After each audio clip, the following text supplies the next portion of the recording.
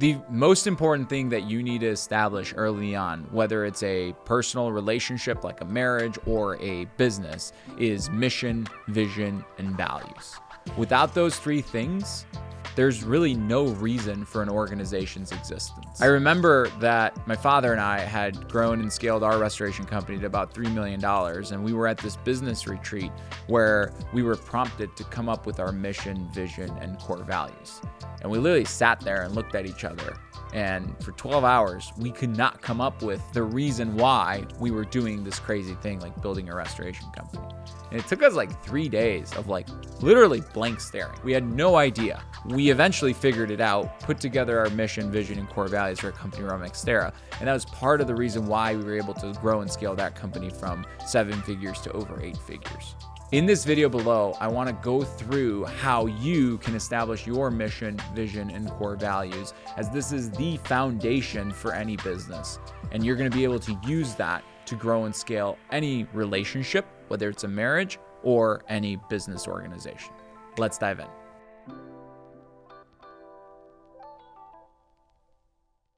So first, let's identify what mission, vision, and core values are to the T. And we'll start with mission. The best way to explain a mission is the company or marriage's sole reason for existence. Why does that organization exist? So on Albuquerque, for example, the organization exists to propel restoration forward. It's nice, simple, short, and sweet, but everybody at the company is aligned around the concept of pushing this outdated, antiquated industry forward and is passionate about that. As a family too, you should have a mission, a greater reason for existence, because in life, you can either design it or you can go through the motions of life. The second thing is vision. At the end of the day, your primary job as an entrepreneur is to have a big enough dream that everybody else's dreams can fit within. And that dream is exactly the vision.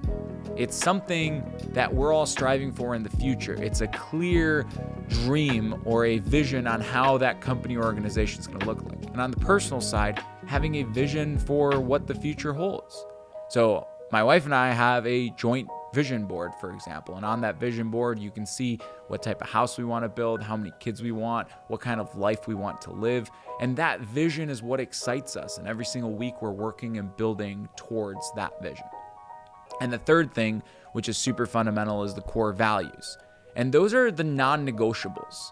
Core values are the 3 to 5 things that everybody has, and it's absolute non-negotiable. And they could be things like growth mindset. They could be things like honesty, transparency, and so on and so forth. At Albuquerque, for example, we've recently revamped our core values and taken them to the extreme. And we've realized that if employees don't fit the core values of do one more, forge the path, the way of the warrior, and a few more, they just really aren't a fit for a rapidly growing organization that's about to go IPO. Now, our core values may not necessarily jive with what core values you want to put for your organization, because maybe you don't necessarily want to build an IPO-like company and you're building a lifestyle business. So at this point, you should probably be bought in on the concept of mission, vision, and values, and probably feel a little bit lost on, Alex, how the heck do I come up with the phrase to propel restoration forward?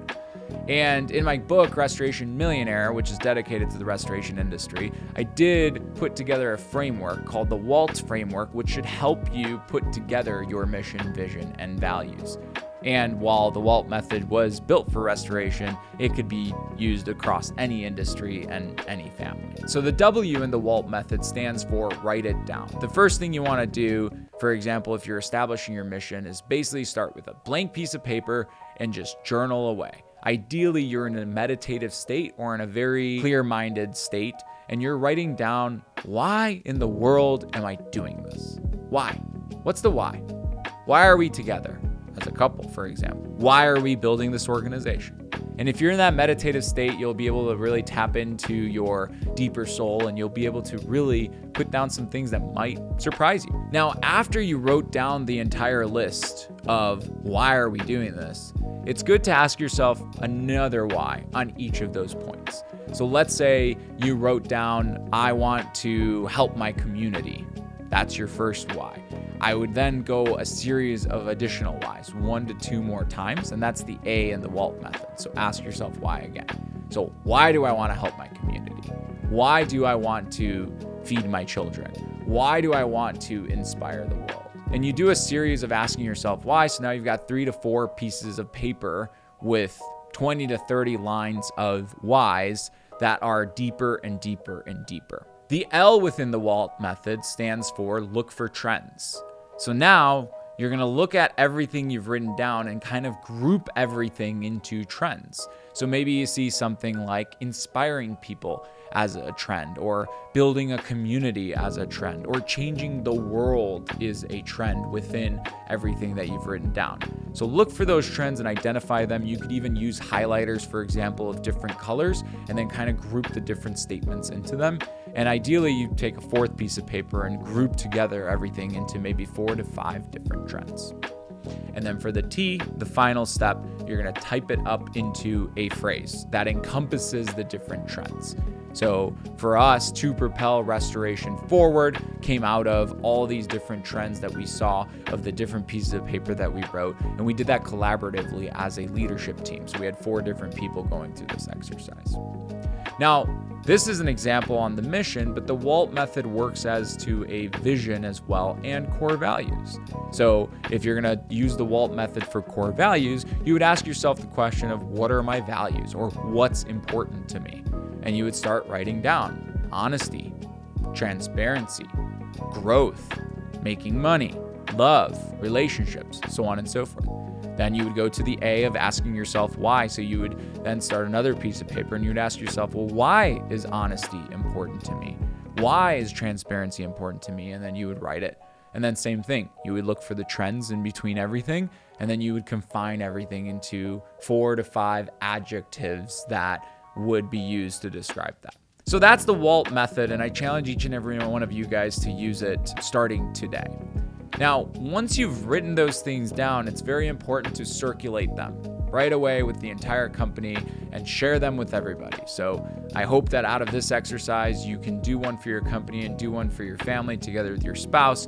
And communicating them and articulating them over time is very important. It's not something you should just write on a piece of paper and put it off to the side. You won't be able to take advantage of the benefits of mission, vision, core values unless you circulate them all the time. Now, it doesn't stop there. The third step is revisiting and refining your mission, vision, and core values. And I recommend doing this on a quarterly basis. So every single quarter, my wife and I go on a couples retreat where we basically leave away from home, leave our little baby Sophia at home, and we go somewhere and we work on our family. And every single quarter as a leadership team, we get away from the business and we lock ourselves up in a room. And one of the agenda items there is refining the mission, vision, and core values. And we truly sit there and we ask ourselves, does this hold true? Because the reality is, it's not there forever, and it's not something that won't ever evolve. And at Albira, for example, I gave you the example. Our core values were things like curiosity, integrity, honesty, and growth. And those 4 ended up turning into Forge the Path and Do One More and The Way of the Warrior after a leadership retreat. Because we sat down and we said, look, these aren't intense enough. We're playing in the NFL here. The core values that we wrote down kind of felt like they were more like a high school football team. And then we had a new team member that came in, and she actually challenged the fact that the core values seemed rather masculine. So probably in the next leadership retreat, we might refine them again to be able to include different segments and speak to different types of people from within our organization. So it's actually an ever-evolving process. And every single quarter, they might get tweaked, they might be refined, and then recirculated back within your organization or your family. So I challenge every person watching this video to either create your mission, vision, and core values if you don't have one. And if you do have one, utilize the WALT method to really refine it on a quarterly basis. Once you solidify that and implement it within your business or within your relationships, you will see a remarkable phase of growth that I'm super excited for you. If you like this video and want to find out more tips on how you can supercharge your relationships or your business, watch this next video on how to set yourself up for success. I'll see you there.